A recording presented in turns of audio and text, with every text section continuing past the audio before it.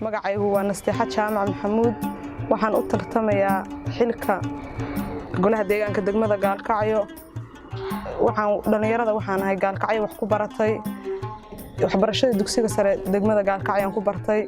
jaamacadda digriga koobaad magaalada Gaalkacyo kaga baxay ilaa hadda waxaan ahay dhabahada waxbarashada gobolka Mudug dhalinyarada Gaalkacyo wax ka barata dhalinyarada Puntland wax ku baratay waxaan u tartamayaa xilka golaha deegaanka degmada Gaalkacyo waxaan ahaa golihii deegaanka degmada Gaalkacyo oo hore wax markaan isri waxaad matali kartaa mar labaad xilka golaha deegaanka baan mar labaad dib iskugu soo sharaxay markaan arkay baahiyo badan oo degmada Gaalkacyo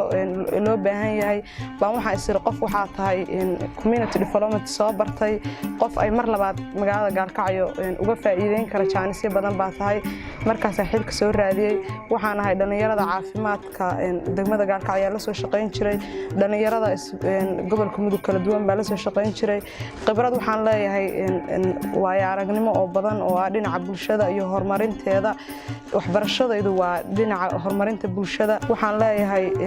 odayaasha nabadoonnada oo soo xulaya golaha deegaanka inay qoondadii haweenku iska lahaayeen mar walba ay muujiyaan